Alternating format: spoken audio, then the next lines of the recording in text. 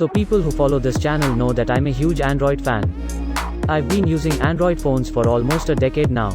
I've used iPhones before but never really liked them. But the iPhone 14 Pro Max was intriguing, so I got one and I've been using it for a month now as my daily driver. There are a few things that I like about this phone and a few that I absolutely don't. So without much ado, let's get right into the review. First of all, let's talk about the one thing that totally saved the iPhone 14 Pro Max from all the mockery on the internet, the dynamic island. It turned this eyesore into a well-thought-out interactive UI element. Apple designed the dynamic island to change in size and shape depending on what's being displayed. When you unlock your iPhone, for example, you'll see the unlock icon, or when you connect the charger, you can see the charging status, and you can control the music, timer, and more. Third-party apps can also take advantage of this, so it is one of the best things about the phone purely because it is so refreshing. Now where I was wrong with the iPhone 14 Pro Max is the always-on display. When I first got the phone, I really liked it because it was different than what others were doing. It was smart as well because it automatically turns off when you leave the phone in a room and walk out while wearing an Apple Watch. Also, it turns off when the phone is in your pocket or face down on a table, thus helping to save battery life while the device is not in use. So it was pretty cool. But there are a couple of reasons why I turned it off. Because it's distracting. There were many times in a day I got fooled into thinking I got a notification because the display is literally on all the time, taking always on, rather literally. But the biggest reason I turned it off is that it was sipping battery like there was no tomorrow. I found that the phone lost around 20% more battery when it was on, so I just decided to get rid of it and turned it off. Apple should have gone Samsung's way because it's so subtle, it isn't distracting, and even though the always-on display on Samsung phones does consume battery, not as much as Apple's, Samsung does give an option to only show the clock when you tap the display, which basically doesn't consume battery at all. So Apple had the potential to create something magical, but the experience falls flat rather spectacularly. But the overall display is great. Outdoor viewing is not a problem at all because of the crazy brightness, the True Tone works well, and the colors and contrast were on point. There's nothing you can complain about the display. But what I would like to complain about is the phone's weight and pointy edges. Yes, the stainless steel finish does look premium and I really like the flat sides.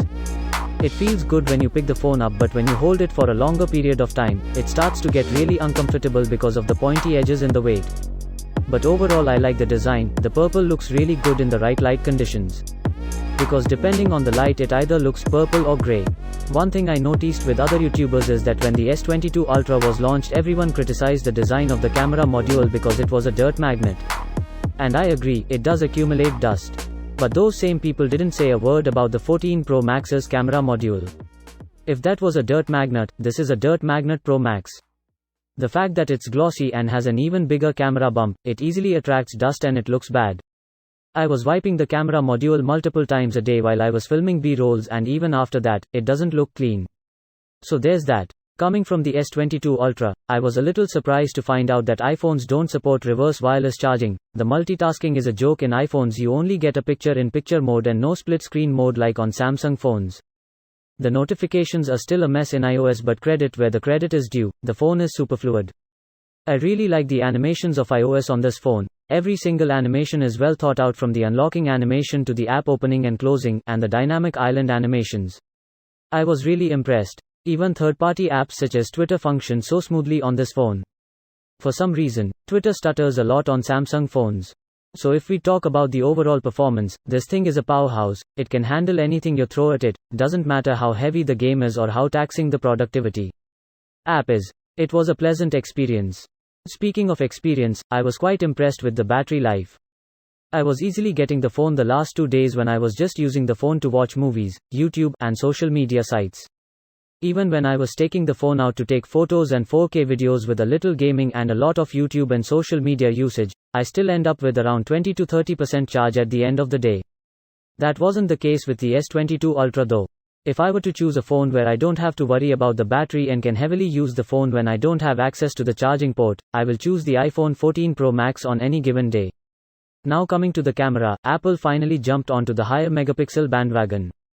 The 14 Pro Max now has a 48 megapixels main camera and it takes excellent photos. The image quality and details are great for a phone. The colors look good and the textures are great. In broad daylight, both the iPhone 14 Pro Max and the S22 Ultra take similar photos from the main camera. There's a minor difference between the two, but you really have to go looking for it. But it's at low light, you start seeing some differences and it all boils down to post-processing. Apple's been ramping up the amount of noise reduction and sharpening it does over the years, and the 14 Pro has the most aggressive sharpening and noise reduction yet. The S22 Ultra consistently holds on to more color detail in low light, and it's not as heavy-handed with noise reduction and sharpening. In true Samsung fashion, you get much punchier and warmer colors compared to the more natural look of the iPhone. The same is the case in the low-light video as well. As you can see, the 14 Pro Max is more aggressive with noise reduction, but it's the S22 Ultra that holds on to the colors really well. Yes, there's some noise, but overall it captures a little better low-light video. But in good lighting conditions, both phones perform similarly. Apple has improved the cinematic mode quite a lot this year. No, you're not going to get a DSLR type of blur, but they are slowly getting there. Now where the iPhone 14 Pro Max falls behind is in zoom. The S22 Ultra has a dedicated periscope zoom lens which the 14 Pro Max doesn't, so it's not really an apple-to-apple comparison, but at this price point, a phone must have a periscope zoom camera. So if we talk about the overall camera performance, I would say the 14 Pro Max is right up there with the S22 Ultra for the best smartphone camera of the year. It's only when you extensively start looking for the difference, you start noticing the difference. So overall, the iPhone 14 Pro Max is a great phone. You're not going to go wrong with this. You should buy this if you have the 11 Pro or lower, because I don't think the changes are that significant for 12 Pro and 13 Pro users. And as far as I'm concerned, I'm going to keep using the S22 Ultra as my main phone. And keep the 14 Pro Max as my second phone because, for me, iOS is very limiting. I'm also a PC user, and the iPhone and PC don't communicate really well. There's no periscope zoom either, no S Pen, and I like the look of the S22 Ultra more. If you like the review, do hit that like button, it helps the channel, and I'll see you tomorrow. Peace out.